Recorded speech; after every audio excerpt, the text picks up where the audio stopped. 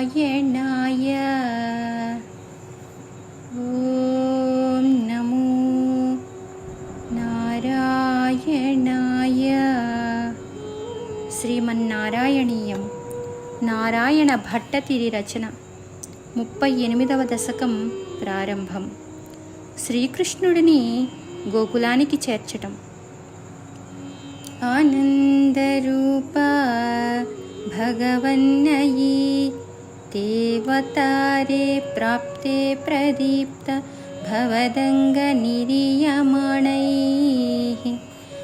కాంతివ్రజైరివ ఘనాఘనమండలర్ద్యాం ఆవృణ్వతి విరుచే కిల వర్షవేళా. ఆనందస్వరూపుడవైన ఓ భగవాన్, నీవు భూమి మీద అవతరిస్తున్న కాలంలో వర్షాకాలం ప్రారంభమైంది. ఆకాశంలో నల్లని మేఘాలు దట్టంగా వ్యాపించాయి. ఆ మేఘాల నీలవర్ణ కాంతులు నీలం మేఘశ్యాముడవైన నీ శరీర కాంతిలా ప్రకాశిస్తున్నాయి. ఆవాసు శీతలతరాసు పయోదతోయైః ఆశాసితాప్తి విశేష చ సజ్జనేషు నైసాకరోదయ విధౌ నిశిమధ్యమాయాం క్లేశాపహస్త్రిజగతాం త్వమిహావిరాసి. స్వామి, 16 కళలతో చంద్రుడు ఉదయించినట్లుగా ముల్లోకాలలోని సకల జనుల బాధల్ని తొలగించే నీవు అర్ధరాత్రి వేళ జన్మించావు. నీవు జన్మించిన సమయంలో దట్టమైన మేఘాలు కురిపించిన వానతో దిక్కులన్నీ చల్లబడ్డాయి. సజ్జనులైన మునులు, మహర్షులు తమ కోరిక తీరినందుకు ఎంతో సంతోషించారు. బాల్య స్పృశాపి వపుషాదధుషా విభూతి ఉజ్యత్కిరీటకటకాంగద హరభాసా శంఖారివారి జగదాపరి భాసితేన మేఘాసితేన పరిలేసిధ సుతిగేహే.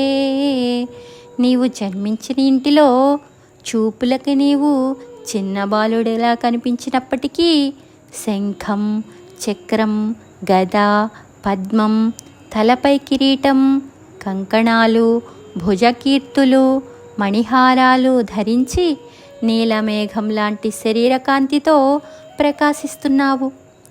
వక్షస్త్రులీ సుఖనిలీన విలాసీ లక్ష్మీ మందాక్ష లక్షిత కటాక్ష విమోక్ష భేదైః తన్మందిరస్య ఖలకంస కృతామలక్ష్మీం ఉన్మార్చయన్నివ విరేజిత వాసుదే.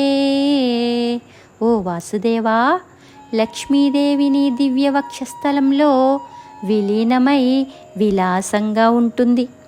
నీ ప్రభావంతో ఆ లక్ష్మీదేవి కరుణాకటాక్ష వీక్షణాలు నీవు జన్మించిన చెరసాల గదిలోకి ప్రసరిస్తూ దుష్టుడైన కంసుడి వల్ల ఏర్పడిన బాధలనే చీకట్లని తొలగిస్తున్నాయా అన్నట్లున్నాయి.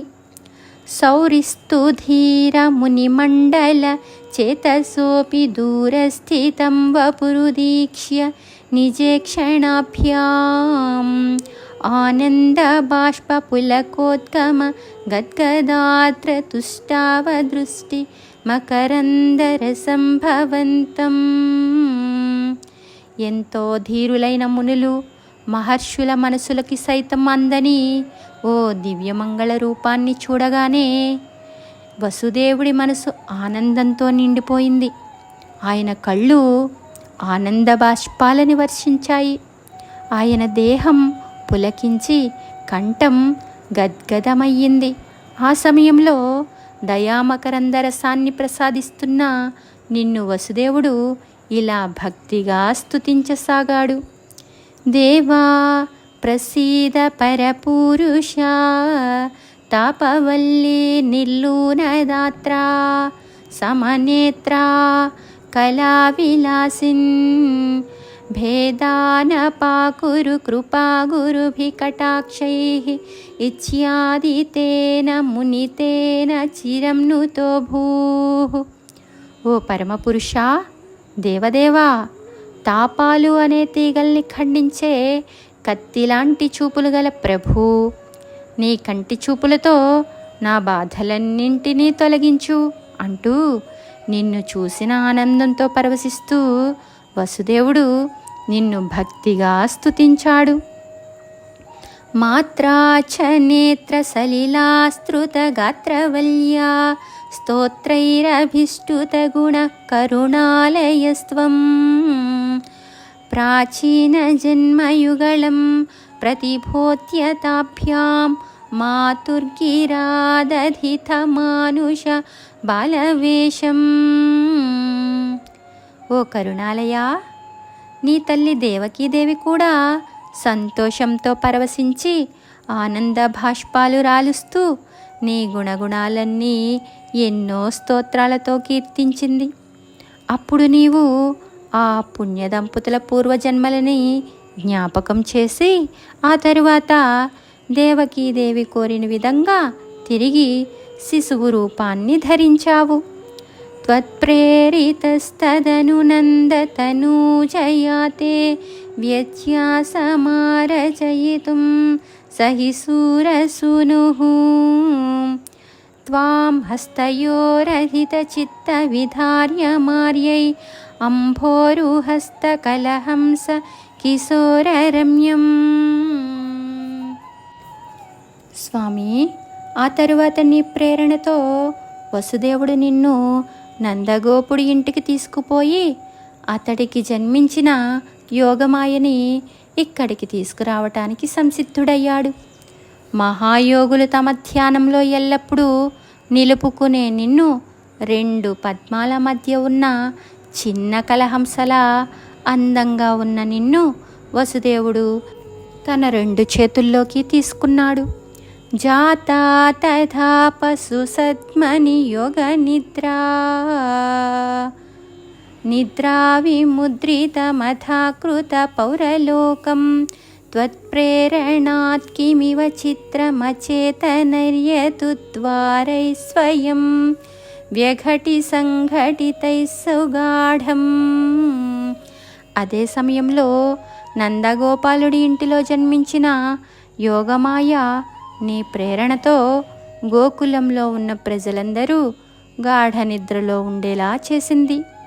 ఇంకొక విచిత్రమైన విషయం ఏమిటంటే, ఆ మధురా నగరంలో గట్టిగా మూయబడ్డ చెరసాల తలుపులు కూడా తమంత తామే తెరుచుకున్నాయి.